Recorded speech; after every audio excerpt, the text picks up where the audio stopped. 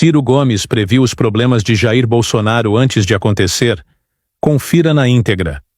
Há uma discussão muito grande sobre as forças políticas de Bolsonaro com toda essa situação a que ele está exposto agora, assim como os seus aliados e integrantes do primeiro escalão do governo dele, nas eleições de 2026, ou no que ele significaria para uma sucessão dessas eleições. O senhor entende que isso tirou ou que Bolsonaro sai do jogo político nesse momento? Como é que o senhor avalia essa situação desta figura que em determinado momento representou essa direita ou extrema-direita aqui no país? Nesse país, Deus é quem sabe, porque quem viu, né, o Supremo ser suplicado 13 vezes em recursos, não é, dizendo que Curitiba não era o fórum próprio para julgar o Lula, etc.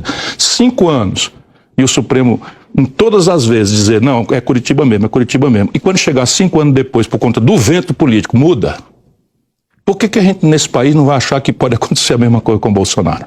Mas eu quero entender, inclusive, da força política eleitoral, dos eleitores esperarem. Olha, o Bolsonaro ou esperarem esse mesmo desfecho que o senhor acabou de mencionar. Eu estou só dizendo que eu não tenho mais segurança jurídica no Brasil. Uma das razões que eu não quero mais participar é porque se você não acredita mais no sistema, o que é que você está fazendo legitimando esse sistema? Essa é a razão que eu disse para a Dora Kramer. Então, eu perdi a crença no sistema. Sabe, uma crença é o seguinte, eu acredito que quem vota é livre para votar, que a imprensa vai dar opinião para todo mundo, que o judiciário vai dizer que a lei é assim, pouco importa se agrada o poderoso ou não. Eu perdi a crença, tá tudo para mim assim, sabe? Perdi a crença no sistema e quero continuar lutando, então estou aqui lutando. Agora deixa eu só terminar. A nossa sorte, nós no mundo progressista, os amantes do Estado de Direito, da democracia, dos bons costumes na política, o Bolsonaro, para além de tudo, é um truculento, mal-educado, sabe? É uma coisa horrível ver uma representação do Brasil numa figura trágica como o Bolsonaro. Porém, ele não desceu de Marte. Ele é essa figura trágica, a nossa sorte é que ele é essa figura trágica. Na hora que o bolsonarismo, ou seja, a ultradireita brasileira, achar alguém mais civilizado, mais educado, minimamente razoável, essa esquerda que o Lula e o PT representam vão levar uma surra grande, e é agora, nas eleições para prefeito. Agora, nessas eleições para prefeito, tome nota do que eu estou dizendo. O que vai acontecer então, Virgínia? Nas grandes cidades, eu acho que o Lula e o petismo vai levar uma surra grande. Ou podemos examinar a preço de hoje, o que hoje representa a oposição ao governo? Não necessariamente, a direita, por regra. Então, e como é que vai ser o jogo político em 26? Primeiro, quem o senhor enxerga hoje como possível herdeiro de Jair Bolsonaro? É Tarcísio de Freitas? Pode ser Michele? Quem é perigoso para o Brasil é a Michele. Perigosíssimo para o Brasil, porque domina a lambança. Domina a lambança. O que é dominar a lambança? Como é que eu explico em cearense dominar a lambança? Ela é uma demagoga arrematada, assim.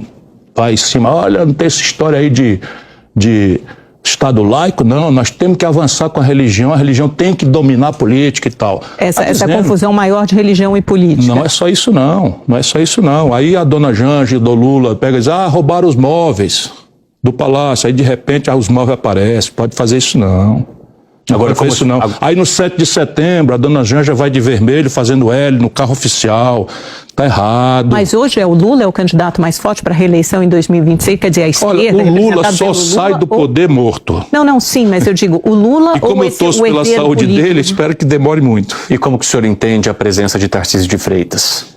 Todo cabo que se senta na cadeira de governador de São Paulo é candidato a presidente da República imediatamente. Alguns ou algum Jânio Quadros deu certo, os outros então, nem isso deu. Que eu estou pensando, ninguém se elegeu. O Brasil desconfia desse poder total, de poder econômico, poder político, tudo numa mão só. Fernando Henrique surfou por causa do real, mas nunca mais o PSDB ganhou uma eleição nacional. Percebe? Então o Dória, vocês viram onde acabou. Mas Tarcísio não poderia ser justamente essa herança de Jair Bolsonaro? É o que eu acabei de lhe dizer. Sentou na cadeira de governador de São Paulo, já está falando para 27% do eleitorado brasileiro. Está falando para 60% do poder econômico. Mas eu não sou olhando para o estado de São Paulo, governador. Eu falo olhando para o eleitorado que elegeu Jair Bolsonaro. Tarcísio de Freitas poderia absorver esse eleitorado, não só o do estado de São Paulo, mas aquele que está no país e que o acompanhou ao lado do ex-presidente? Pode. Agora a questão básica é o seguinte, o camarada que é governador de São Paulo no primeiro ano de governo, sai daqui por um oportunismo vergonhoso e rasteiro para confraternizar com um bandido, um criminoso de guerra, um carniceiro como Netanyahu, parece que está muito longe de ter o mínimo preparo para disputar a presidência Mas do o Brasil. eleitorado acho que não vê problema nisso. Você que pensa. Por que a direita consegue colocar gente na rua e a esquerda não? Porque a esquerda está desmoralizada. Mas acabou de ganhar a eleição. Se ganhou a eleição por antibolsonarismo. Essa eleição foi empate. Sabe? Foi um olho mecânico para um presidente trágico como o Bolsonaro. E o Lula, ao invés de chegar lá e cumprir o que os publicitários ensinaram para ele, união e reconstrução, o Lula aprofunda essa divisão diariamente, e aprofunda no pior argumento. Percebe? Que dá razão o tempo todo. Então você pega um episódio do Ministério da Saúde, aí vai lá uma turma fazer uma dança de mau gosto, sabe, nu, não sei o que e tal, com financiamento público e tal. Isso mata. Porque na periferia brasileira, as pessoas, se forem discutir saúde, educação, emprego, moradia, segurança, essas coisas, elas são progressistas. Mas se você for empurrar essa agenda identitária, assuntos morais ou assuntos polêmicos que ninguém conseguiu resolver ainda, relativos, por exemplo, à agenda das mulheres, a gente colide com uma barreira cultural monstruosa. É nisso que o Bolsonaro reina, é na guerra cultural. O Milei está arrebentando a Argentina, está liquidando a Argentina. Está fortíssimo na classe D e E. Por quê? Porque a esquerda não faz nada, é corrupta. Esse é o problema. O senhor falou do anti, né, na última eleição. 2026 vai ser anti também alguma coisa? Vai ser anti-Lula. Nós estamos caminhando aí para os nossos últimos 10 minutos. Vai lá, Felipe Monteiro. Esse é o ponto que eu ia colocar, mesmo assunto. Você vê, por exemplo, que está vivendo uma falsa polarização. Às vezes, o resultado das eleições, por exemplo, um pouco mais de um terço Lula, um pouco menos de um terço Bolsonaro, um terço se abstiveram, votaram nulos e brancos. Ou seja, 2 terços não criam Lula e 2 terços não criam Bolsonaro. Por que nós não conseguimos romper a barreira da polarização? Por causa da elite brasileira, os intermediários brasileiros, artistas, intelectuais, líderes sindicais, jornalismo brasileiro, tomaram um lado. Tomaram um lado, asfixiaram a discussão. Por medo do Bolsonaro, desprezo do Bolsonaro, rancor do Bolsonaro e tal. E afinal de contas, o Bolsonaro é indizível. Agora o problema é o seguinte: quem produziu o Bolsonaro foi a contradição do Lula e do PT. Percebe? E aí pronto, agora é um ping-pong. Bate cá, bate lá e tal. Os Estados Unidos, só que os Estados Unidos são amarrados na camisa de força de um bipartidarismo. Aqui nós destruímos a possibilidade, por exemplo, de ter uma terceira via, um terceiro lugar. A terceira via é uma impostura. Um terceiro lugar com 12%, 13%, como eu tirei, que eu forcei a mão, apoiando o Lula. Naturalmente, ninguém pode duvidar, nos seus canalhas do PT, agora um dos canalhas a civis do PT diz que a motivação de eu atacar o negócio do escândalo dos precatórios é porque eu quero ser visto da Michele. Isso é um PT.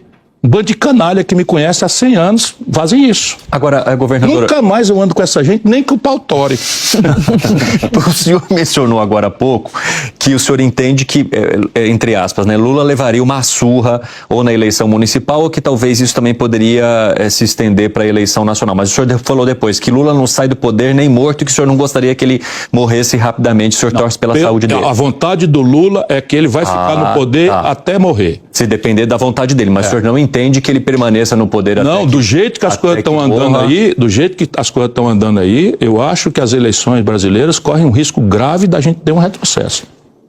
Vai lá, Nelsinho. Porque as eleições nas grandes cidades, não no país, mas nas grandes cidades, elas estão indiciadas. Qual é a força do PT disputar São Paulo? O Lula, que é gênio, já escapuliu para terceirizar a derrota com Boulos. Qual a posição do PT do Rio de Janeiro? O Quaquá, presidente do Rio, do líder do Coelho, o Quaquá está hoje dizendo que o Brazão, que foi expulso pela União Brasil, tem direito à presunção de inocência e tal, porque está ju em carne, rapaz, é o mesmo esquema. O Lula e o PT apoiaram todo esse esquema do Rio de Janeiro, Sérgio Cabral, o Pezão, todo mundo foi apoiado pelo PT e pelo Lula. Percebe? Qual é a faculdade? Em Belo Horizonte está melhorzinho um pouco, né? Qual é a presença do PT em Porto Alegre, em Curitiba, em Florianópolis, sabe? Qual é? Vai terceirizar a derrota em Belém. Na Amazônia nem participa. Percebe? Na Bahia vai levar uma surra grande. Em Pernambuco, vai terceirizar a derrota. A vitória. Vai terceirizar a vitória, porque está aderindo ao João Campos. Então lá. Percebe? Tá entendendo o que eu estou dizendo?